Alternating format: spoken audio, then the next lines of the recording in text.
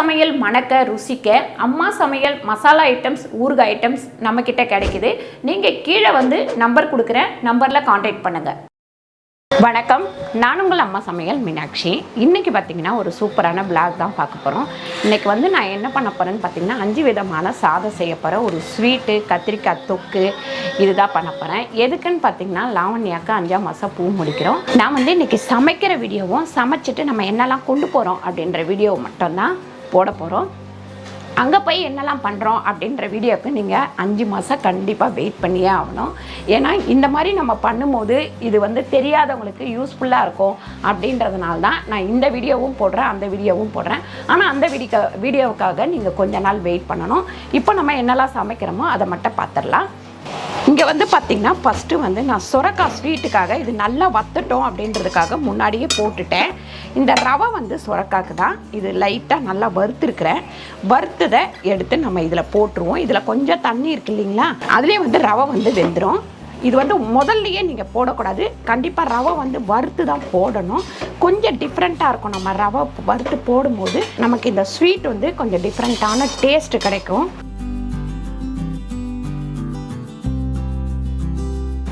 இதில் வந்து ஃபஸ்ட்டு நம்ம தேங்காய் சாதத்துக்கு எல்லாமே கலரி தாளித்து எடுத்துக்கலாம். சாப்பாடு வந்து வேக வச்சுருக்கோம். மேலே வந்து ஒரு அடுப்பு இருக்குது இல்லைங்களா, அங்கே வந்து சாப்பாடு வெந்துட்டுருக்கு. தாளிக்கிறது எல்லாமே தாளித்து எடுத்து வச்சுக்கிட்டோம் அப்படின்னா அங்கே போய் உட்காந்து எல்லாத்தையும் கலரி எடுத்துக்கலாம். அது வந்து ஈஸியாக நமக்கு வேலை முடிஞ்சிடும். இப்போ இதில் வந்து பார்த்திங்கன்னா நம்ம லெமன் சாதம் ஃபஸ்ட்டு தாளிச்சிக்கலாம். ஃபஸ்ட்டு லெமனுக்கு என்னெல்லாம் வேணுமோ அதெல்லாம் தாளித்து ஒரு கிண்ணத்தில் ஊற்றி வச்சுப்போம். அங்கே போய் கரெக்டாக நம்ம கிண்டும் போது வசதியாக இருக்கும். நான் கிட்டத்தட்ட ஒரு 100லேருந்து 150 எண்ணெய் ஊற்றிருக்கேன். இது வந்து பார்த்திங்கன்னா ஒரு 3/4 கிலோ சாதத்துக்கு. இதில் கடுகு வந்து பார்த்திங்கன்னா 1 ஸ்பூன் போட்டுக்கலாம். ஜீரகம் ஒரு 3/4 ஸ்பூன் அளவுக்கு போட்டுக்கலாம். பாருங்க, ஒரு 3 ஸ்பூன் அளவுக்கு உளுந்து சேர்த்துக்கலாம். ஒரு 3 ஸ்பூன் அளவுக்கு கடலைப்பருப்பு சேர்த்துக்கலாம். பாருங்க, வேர்க்கடலை ஒரு 3 ஸ்பூன் சேர்த்துக்கலாம். இது வந்து பார்த்திங்கன்னா லெமன் சாதத்துக்கு. பச்சை மிளகா ஒரு 4 பச்சை மிளகா பொடியாக நறுக்கி வச்சுருக்கேன், அதையும் சேர்த்துப்போம். அதுக்கப்புறம் பார்த்திங்கன்னா இஞ்சி ஒரு பெரிய பீஸு நல்லா நறுக்கி வச்சுருக்கேன், அதையும் சேர்த்துப்போம்.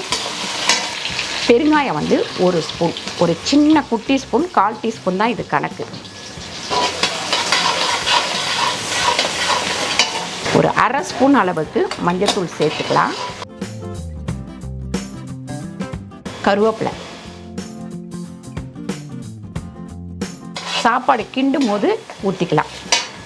இப்போ இதை எடுத்து ஒரு பாத்திரத்தில் ஊற்றி வச்சுருவோம்.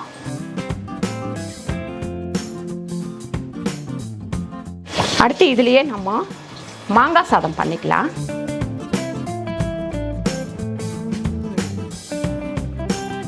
நம்ம அங்கே எண்ணெய் காயிற விலைக்கு இது வந்து பார்த்திங்கன்னா சுரக்காய் ஒரு 4 சுரக்காய் எடுத்தேன். அந்த 4 சுரக்காவுமே பார்த்திங்கன்னா தோல், அதுக்குள்ளே இருக்கிற விதை எல்லாம் போயிட்டு இப்போ இதில் வந்து ஒரு 1.5 கிலோ இருக்கும். அதனால் சர்க்கரை வந்து பார்த்திங்கன்னா ஒரு 4 டம்ளர் சர்க்கரை சேர்த்துக்கலாம். அதுக்கப்புறமா நம்ம இந்த குங்குமப்பூ வந்து பாலில் போட்டு வச்சுருக்கேன், அதையும் இதில் ஊற்றிக்கலாம். கலருக்கு வேண்டி தான் குங்குமப்பூ போடுறோம். நல்லா வந்து நம்ம சுரக்காவை வதக்கினதுக்கப்புறம் தான் ரவையை வறுத்து இதில் போடணும். ரவை போட்டதுக்கப்புறம் சும்மா கொஞ்சம் நேரம் கிண்டி விட்டிங்கன்னா போதும். அதுக்கப்புறம் நம்ம சர்க்கரை சேர்த்துக்க வேண்டியது தான். இதில் ஒரே ஒரு சிட்டிகை அளவு உப்பு சேர்த்துக்கலாம். இது நல்லா வந்து இங்கே வதங்கிக்கிட்டே இருக்கட்டும். இப்போ நம்ம மாங்காய் சாதத்துக்கு கடுகு 1 ஸ்பூன் அளவுக்கு கடுகு, அதுக்கப்புறம் உளுந்து ஒரு 3 ஸ்பூன் அளவுக்கு உளுந்து, கடலைப்பருப்பு ஒரு 3 ஸ்பூன், பழுத்த பச்சை மிளகாவை ஒரு 3 சேர்த்துக்கோங்க. அதுக்கப்புறம் காஞ்ச மிளகா ஒரு 4-5 சேர்த்துக்கோங்க. அப்புறம் கொஞ்சம் கருவேப்பிலை, அப்புறம் ஒரு ஸ்பூன் அளவுக்கு உப்பு சேர்த்துக்கலாம். இல்லை ரொம்ப இல்லை, கம்மியாக ஒரு 1/4 டீஸ்பூன் அளவுக்கு மஞ்சள்தூள் சேர்த்துக்கோங்க. அதுக்கப்புறம் கொஞ்சம் பெருங்காயம். இதில் பார்த்திங்கன்னா வேர்க்கடலை இல்லைனா முந்திரி சேர்த்துக்கலாம். நான் வந்து வேர்க்கடலை சேர்க்குறேன். நான் வந்து 2 மாங்காய் திருவி வச்சுருக்கேன். இதை வந்து இதில் சேர்த்து கிண்டிடுவோம்.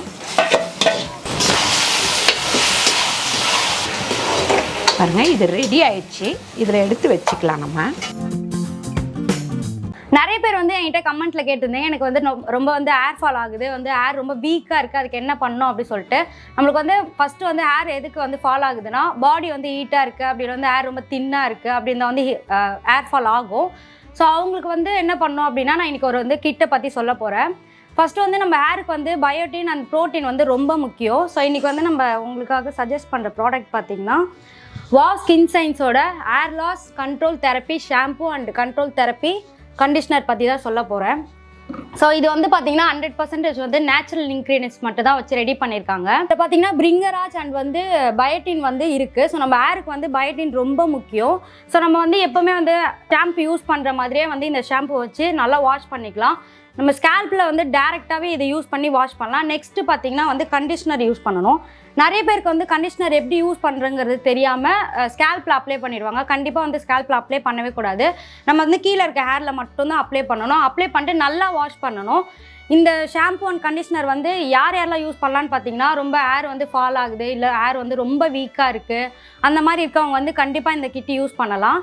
இதில் வந்து பார்த்தீங்கன்னா QR கோட் கொடுத்துருக்காங்க. இன்னும் வந்து நீங்கள் இந்த ப்ராடக்ட் பற்றி தெரிஞ்சுக்கணும் அப்படின்னா இந்த QR கோட் வந்து ஸ்கேன் பண்ணிங்கன்னா உங்களுக்கு எல்லாமே தெரியும். அதுவும் இல்லாமல் நான் வந்து உங்களுக்கு இந்த ப்ராடக்ட் வாங்கணும் அப்படின்னா டிஸ்கிரிப்ஷனில் லிங்க் கொடுத்துருக்கேன், செக் பண்ணி வாங்கிக்கோங்க. இது வந்து தேங்காய் சாதத்துக்கு சோம்பு வந்து ஒரு 1/2 ஸ்பூன் அளவுக்கு போட்டுக்கலாம். ஒரு 3/4 ஸ்பூன் அளவுக்கு போட்டுப்போம். ஏன்னா 1 கிலோ கிட்ட அரிசி. அதுக்கப்புறம் பார்த்திங்கன்னா இங்கே பட்டை, லவங்கம், ஏலக்காய், பிரிஞ்சி இலை இது எல்லாமே இருக்குது. இது எல்லாமே சேர்த்துக்கலாம். இதில் ஒரு 3 ஸ்பூன் அளவுக்கு உளுந்து, 3 ஸ்பூன் அளவுக்கு கடலைப்பருப்பு, முந்திரி வந்து நல்லா ஒரு 10லேருந்து ஒரு 15 பல். நல்லா வந்து முந்திரி, கடலைப்பருப்பு, உளுத்தம்பருப்பு எல்லாம் செவந்ததுக்கப்புறம் நம்ம காஞ்ச மிளகாய் வந்து ஒரு 10லேருந்து ஒரு 12 காஞ்ச மிளகாய் சேர்த்துக்கலாம். கொஞ்சமாக கருவேப்பிலை சேர்த்துக்கலாம். 1/2 தேங்காய் நான் திருவி வச்சுருக்கேன், அதையும் சேர்த்துப்போம். நைட்டே திருவி ஃப்ரீசருக்குள்ளே வச்சுட்டேன், அதான் கட்டியாக இருக்குது. உப்பு வந்து பார்த்திங்கன்னா ஒரு 1/2 ஸ்பூன் அளவுக்கு உப்பு சேர்த்துக்கலாம். எப்பவுமே நம்ம தேங்காய் சாதம் பண்ணும்போது சாதம் வந்து இதிலையே போட்டு கிண்டிடணும். அப்போ தான் வந்து நமக்கு ரொம்ப நேரம் வந்து கெட்டு போகாமல் இருக்கும். இதை செஞ்சு வச்சுட்டு அப்புறமா கிண்டக்கூடாது, இப்படியே சாதத்தையும் போட்டு கிண்டி விட்டுருங்க. பாருங்கள், இது நல்லா கிண்டியாச்சு. இறக்கி நம்ம வந்து வேறு பாத்திரத்தில் போட்டுப்போம். இப்போ இது வந்து புளி தொக்கு வைக்கிறதுக்கு இதில் வந்து பார்த்திங்கன்னா நம்ம நல்லெண்ணெய் ஊற்றிக்கலாம். புளி சாதத்துக்கு பார்த்திங்கன்னா நம்ம வந்து ஒரு 1/2 ஸ்பூன் அளவுக்கு கடுகு சேர்த்துக்கலாம். ஒரு 4 ஸ்பூன் நம்ம வந்து உளுந்து சேர்த்துக்கலாம். ஒரு 4 ஸ்பூன் கடலைப்பருப்பு, அப்புறம் அதே மாதிரி வேர்க்கடலையும் நம்ம ஒரு 4 ஸ்பூன் அளவுக்கு சேர்த்துக்கலாம். அப்புறம் கொஞ்சம் முந்திரியும் சேர்த்துக்கலாம். முந்திரி வந்து வேணும்னா சேர்த்துக்கலாம், வேணான்னா விட்டுடலாம். இது எல்லாமே நல்லா வந்து செவுக்கட்டும். அதுக்கப்புறம் நம்ம காஞ்ச மிளகாய் சேர்த்துக்கலாம். அப்புறம் இங்கே வந்து நம்ம நெய் போட்டுக்கலாம். இதில்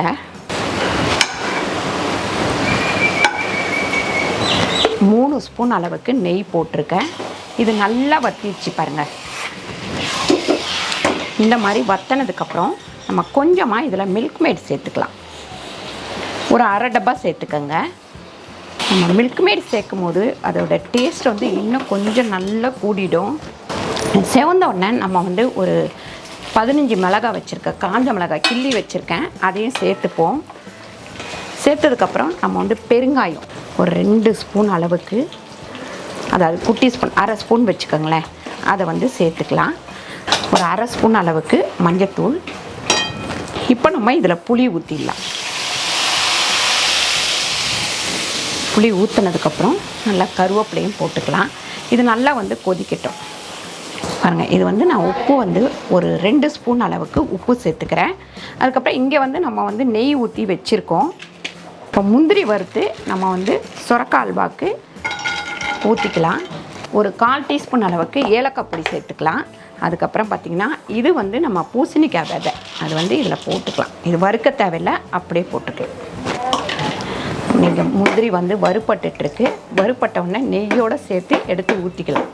பாருங்கள், நல்ல முந்திரி வறுபட்டுருச்சு, நெய்யோடு இதில் சேர்த்து ஊற்றிடலாம். இதை நல்லா கிண்டி விட்டுட்டு இறக்கிக்கலாம். அவ்வளோதான், ரெடி ஆயிடுச்சு. நல்ல ஒரு 50 கிராம் அளவுக்கு கடலைப்பருப்பு. இது வந்து பார்த்திங்கன்னா புளி சாத பொடிக்கு ஒரு 50 கிராம் அளவுக்கு உளுந்து. இது நம்ம ரெடியாக செஞ்சு வச்சுக்கிட்டோம் அப்படின்னா கூட நம்ம வந்து எப்போ வேணாலும் இந்த புளியோதரை தொக்கு வச்சு அதில் வந்து கலந்துக்கலாம். தனியா ஒரு 2 ஸ்பூன் பாருங்கள், வெந்தயம் 1 ஸ்பூன். இது வந்து பார்த்திங்கன்னா நம்ம கத்திரிக்காய் பூண்டு வதக்கல். இது வந்து நம்ம வீடியோவில் வந்து போட்டிருக்கோம். இது பண்ணோம்னா நமக்கு வந்து எல்லா சாதத்துக்கும் கொஞ்சம் வந்து நல்லாயிருக்கும். சைடிஷாக வச்சு சாப்பிட்றதுக்கு இது சௌகரியமாக இருக்கும். அதனால தான் நான் இந்த கத்திரிக்காய் வதக்கல் பண்ணிடுறேன். ஏன்னா புளி சாதத்துக்கு, லெமன் சாதத்துக்கு, அதுக்கப்புறம் பார்த்திங்கன்னா தேங்காய் சாதத்துக்கு எல்லாத்துக்குமே செட் ஆகிடும் இது. இதில் வந்து ஒரு 50 கிராம் அளவுக்கு வேர்க்கடலை சேர்த்துக்கலாம். நம்ம எள்ளு கூட சேர்க்கலாம், ஆனால் இன்றைக்கி வேணாம் அப்படின்றதுனால நான் வந்து எள்ளு சேர்க்கலை. இதில் வந்து நல்லா கடுகு பொரிஞ்சோடனே பூண்டு வந்து கிட்டத்தட்ட ஒரு 100லேருந்து 150 கிராம் நான் வந்து இது பண்ணி வச்சுருக்கேன். இதுலேயே வந்து காஞ்ச மிளகாய் சேர்த்துடலாம். ஒரு 25 காஞ்ச மிளகாய் சேர்த்துருக்கேன். இந்த காரம் இருந்தால் தான் நமக்கு வந்து நல்லாயிருக்கும். இது நல்லா ஆறினோடனே நான் பொடி பண்ணி எடுத்துக்கிறேன். இதில் நம்ம 1 ஸ்பூன் அளவுக்கு பெருங்காயம் சேர்த்துக்கலாம். இதில் கொஞ்சம் கருவேப்பிலை சேர்த்துக்கலாம். அதுக்கப்புறம் பார்த்திங்கன்னா தக்காளி வந்து ஒரு 3/4 கிலோ தக்காளி, ஏன்னா 2 கிலோ கத்திரிக்காய் வந்து வச்சுருக்கேன். 2 ஸ்பூன் அளவுக்கு உப்பு சேர்த்துக்கலாம். இப்போ இதில் வந்து கத்திரிக்காய் இந்த மாதிரி வெட்டி வச்சுருக்கேன். இதை அப்படியே சேர்த்துருவோம். 2 கிலோ கத்திரிக்காய். மஞ்சத்தூள் வந்து ஒரு 1/2 ஸ்பூன் அளவுக்கு சேர்த்துப்போம். மீதி வெறும் மிளகாத்தூள் சேர்த்துக்கலாம். வெறும் மிளகாத்தூள் ஒரு 6 ஸ்பூன் சேர்த்துக்கலாம். இதில் வந்து நான் தண்ணி ஊற்றலை. தக்காளியில் இருக்கிற தண்ணியே இது கரெக்டாக இருக்கும். வேணும்னா கொஞ்சம் நேரம் மூடி வச்சுட்டு அதுக்கப்புறமா ஊற்றிக்கலாம். மூடி வச்சிடலாம். ஒரு 3 ஸ்பூன் அளவுக்கு எண்ணெயும் 3 ஸ்பூன் நெய்யும் ஊற்றிருக்கேன் தக்காளி சாதத்துக்கு. பாருங்கள், இதில் பட்டை, லவங்கம், ஏலக்காய் இது எல்லாமே இருக்குது. அது எல்லாம் போட்டுருவோம். ஒரு 1/2 ஸ்பூன் அளவுக்கு இஞ்சி பூண்டு பேஸ்ட்டு போட்டுக்கலாம். அதுக்கப்புறம் ஒரு 4-5 பச்சை மிளகாய், ஒரு 2 வெங்காயம் நறுக்கி வச்சுருக்கேன், அதையே சேர்த்துப்போம். ஒரு கைப்பிடி அளவுக்கு புதினா சேர்த்துக்கலாம். இந்த வெங்காயமும் புதினாவும் நல்லா வதங்கட்டும். ஒரு 1/2 ஸ்பூன் அளவுக்கு உப்பு சேர்த்துக்கலாம். அதுக்கப்புறம் கொஞ்சமாக மஞ்சத்தூள். பாருங்கள், நம்ம தண்ணியே ஊற்றலை, இந்த அளவுக்கு வதங்கிட்டுருக்கு. இப்போ நமக்கு வந்து கொஞ்சம் தளன்னு வேணும். பாருங்கள் எவ்வளோ தண்ணி இருக்குதுன்னு பாருங்கள். அதனால் ஒரு 1/2 டம்ளர் அளவுக்கு தண்ணி ஊற்றிக்கலாம். ஒரு 1/2 டம்ளர் தண்ணி ஊற்றிக்கலாம். மறுபடியும் மூடி வச்சு நல்லா வேக விட்டுருவோம். இப்போ நம்ம தக்காளி ஒரு 5 தக்காளி நறுக்கி வச்சுருக்கோம், அதையே சேர்த்துருவோம். சேர்த்துட்டு நல்லா வதக்கி விட்டுக்கலாம். இதில் கொஞ்சம் கரம் மசாலா சேர்த்துக்கலாம். 1 ஸ்பூன் அளவுக்கு கரம் மசாலா சேர்த்துருக்கேன். இதில் ஒரு 4 ஸ்பூன் அளவுக்கு நம்ம வெறும் மிளகாத்தூள் சேர்த்துக்கலாம். ஏன்னு கேட்டிங்கன்னா நம்ம வந்து கிட்டத்தட்ட ஒரு 5-6 அழகு 1.25 கிலோ சாதம் அரிசி வச்சுருக்கேன். ஒரு 3 ஸ்பூன் அளவுக்கு தயிர் போட்டுக்கலாம்.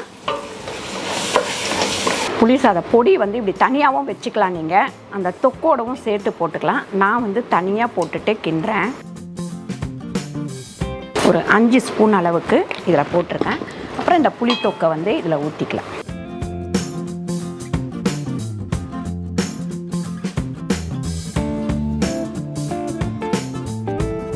இப்போ வந்து நம்ம லெமன் சாதம் கலரிக்கலாம். உப்பு வந்து ஒரு 1/2 ஸ்பூன் போட்டுக்கலாம். கொத்தமல்லி நான் வந்து ஒரு 4 லெமன் புழிஞ்சிருக்கேன். உங்களுக்கு புளிப்பு அதிகமாக வேணும் அப்படின்னா ஒரு 5லேருந்து 6 லெமன் புழிஞ்சிக்கலாம்.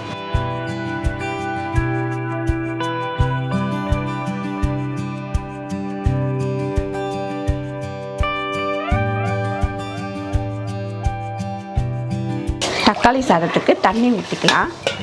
இது வந்து கொஞ்சம் பெரிய டம்ளர், அதனால் நான் வந்து 6 ஆழாக்கு போட்டிருக்கேன். அதனால் 7 டம்ளர் வச்சுக்கலாம். நல்லா கொதித்தோடனே நம்ம அரிசி போட்டுக்கலாம். 6 அழாக்குக்கு நான் 7 டம்ளர் தண்ணி வச்சுருக்கேன். கொஞ்சம் பெரிய டம்ளரில் வைக்கவும் தான் நான் 7 டம்ளர் வச்சுருக்கேன். மாங்காய் சாதத்துக்கு கலரி வச்சுருக்கோம் இல்லையா, இதை போட்டு நல்லா கிண்டிடலாம்.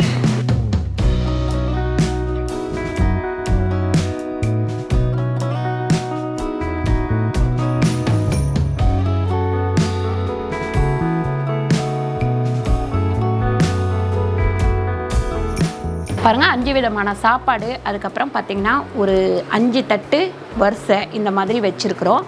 நம்ம எப்பவுமே வந்து ஒரு 5ஆம் மாதம் பண்ணும்போது இந்த மாதிரி பண்ணுறது ரொம்ப பெஸ்ட்டு. ஒன்று நாத்தனார் பண்ணுவாங்க, அப்படி இல்லைன்னா தாய் மாமா பண்ணுவாங்க. நம்ம இஷ்டப்படி யார் பண்ணணுமோ அவங்க பண்ணிக்கலாம்.